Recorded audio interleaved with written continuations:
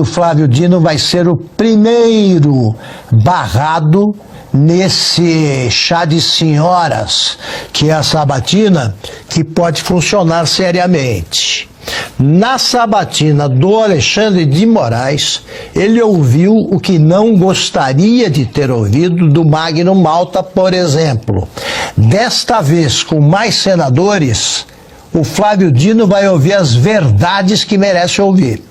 É uma decisão, portanto, arriscada do governo e acho que o Senado tem de ser coerente. Coerente. Se o Supremo está, se o Supremo está tão bravo, tão indignado, por que se limitaram os senadores a reduzir, repito, um dos abusos? Imagine o que eles não farão se sentirem que o Senado se dobrou a uma decisão arbitrária, cretina e atrevida do presidente da República por imposição dos que mandam no Supremo. E o subprocurador-geral da República, Paulo Gonet, indicado por Lula PGR, é ex-sócio do ministro do Supremo, Gilmar Mendes. Juntos, eles fundaram o Instituto Brasileiro de Ensino, Desenvolvimento e Pesquisa, o IDP, em 1988.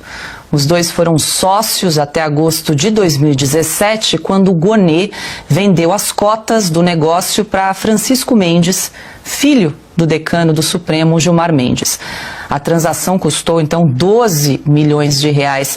Bom, Silvio, comentamos aqui bastante sobre a indicação de Flávio Dino, sobram críticas em relação a essa indicação, mas a do Paulo Gonet também é bastante questionável, né? E vale lembrar que a indicação de ambos aí recebeu as bênçãos tanto do ministro do Supremo, Alexandre de Moraes, quanto de Gilmar Mendes. E a gente traz aqui essa informação de que Gonet foi sócio de Gilmar Mendes e vendeu as cotas no IDP para o filho em 2017 aí pelo valor de 12 milhões de reais e agora então é indicado para assumir a PGR. Bom, Paula, hoje foi o dia em que o consórcio que governa o Brasil, formado pelo Supremo Tribunal Federal, que é chefiado pelo ministro Gilmar Mendes e tem ao seu lado o ministro Alexandre de Moraes, e a presidência da República, porque o presidente Lula, para chegar lá, teve o apoio do Supremo Tribunal Federal, segundo o ministro Gilmar Mendes. Ele fez questão em entrevista recentemente, todo mundo pode procurar até essa entrevista, vale sempre a pena revisitá-la, de dizer que o Lula e outros políticos só foram devolvidos à cena política por causa da atuação do Supremo Tribunal Federal. Pois bem, esse consórcio hoje, nesta segunda-feira, chutou o balde. Essa é a palavra.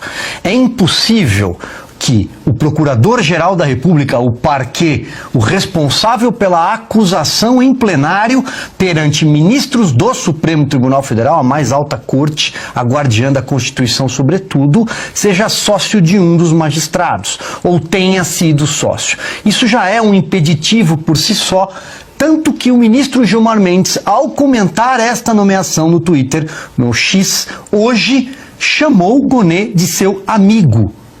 O Procurador-Geral da República é amigo pessoal e sócio, correto? Do ministro da Suprema Corte.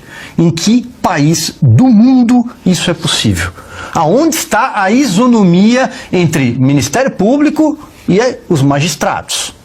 Ponto 1. Ponto 2. O artigo 2º da Constituição, que determina que os poderes são, os três poderes, inclui o legislativo, são harmônicos entre si, mas são independentes, não existe mais no Brasil. Não existe mais. O governo que não tem apoio legislativo suficiente para fazer avançar qualquer tipo de agenda, ele conta com o judiciário que legisla ou tenta legislar. Houve um ponto de inflexão em tudo isso. Houve um momento em que o Senado decidiu tentar se reconectar com a sociedade e disse, peraí, nós vamos cumprir o nosso papel nessa Constituição aqui. Nós vamos cumprir a nossa prerrogativa. Nós vamos legislar. E, inclusive nós, porque a Constituição nasceu aqui no Legislativo, nós vamos fazer uma emenda a ela. Já temos muitos ao longo da história, mas nós vamos emendá-la em relação ao Poder Judiciário. E qual foi a resposta do Poder Judiciário? Podem remendar a Constituição. O nosso regimento interno aqui é o que vale. Está muito claro isso. Fechem as portas do Legislativo. Portanto, o Senado, e eu tenho insistido nisso, tem uma chance histórica de entrar para as melhores páginas do futuro. O presidente do Senado e, por consequência, do Congresso Nacional, Rodrigo Pacheco, tem uma chance, ele pode dar uma chance à sua biografia.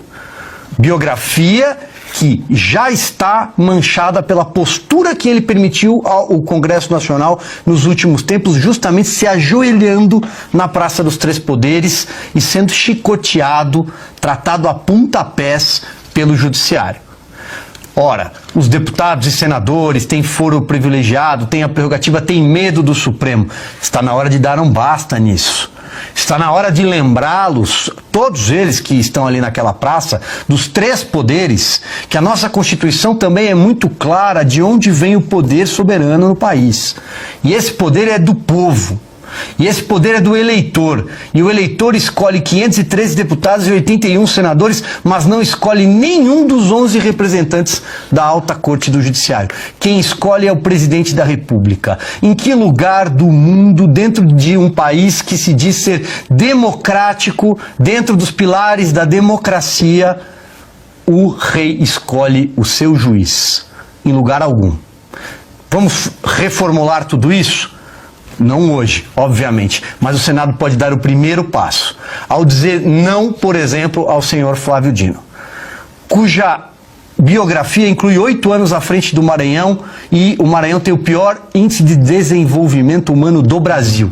É o país com o maior número de dependentes do Bolsa Família. A segurança pública no Maranhão, os maranhenses que estiverem na audiência ou quem conhece esse estado podem dizer, é uma lástima. E ele foi um dos piores ministros de segurança pública desse país. Será lembrado por se deixar a pasta agora para ser ministro do Supremo ou no futuro, quando terminar a gestão dele nesta pasta, ele será lembrado por 2 passagens. Por ter permitido que assessores, não demitiu os assessores, já que talvez ele não soubesse da presença da mulher de um líder de facção criminosa, com a alcunha dama do tráfico, entrasse pela porta da frente do seu ministério não uma, mas 2 vezes, se reuniu com vários assessores e ele não demitiu nenhum. Esse episódio não tem como apagar na biografia dele. E o segundo ponto é que a segurança pública no Brasil tem níveis alarmantes hoje. Basta olhar o que está acontecendo no Rio de Janeiro, basta olhar o que está acontecendo na Bahia, basta olhar o que está acontecendo em Pernambuco. É muito simples. Este é o ministro da Segurança Pública que vai para o Supremo. E finalizo lembrando que o ministro Flávio Dino é um político. Ele é um político profissional. Ele abandonou a magistratura porque em dado momento da vida dele, ele decidiu que ele queria ser outra coisa, político. E foi governador, deputado, foi eleito para ser senador e não ocupou nenhum dia sequer a cadeira. Agora ele decide que ele quer ser juiz da alta corte do país. Ele está fazendo o caminho errado. Quem deveria, aliás, ter seguido isso? Isso que o Flávio Dino fez no passado é o senhor Luiz Roberto Barroso. O senhor Luiz Roberto Barroso poderia deixar a magistratura e defender as ideias que ele quisesse, porque ele tem todo o direito de defender essa agenda dele no Legislativo. Então é preciso colocar um freio nessa confusão entre os poderes e lembrar que, salvo engano, a Constituição de 1988 ainda está em vigor no país. E ela fala em poderes harmônicos e independentes.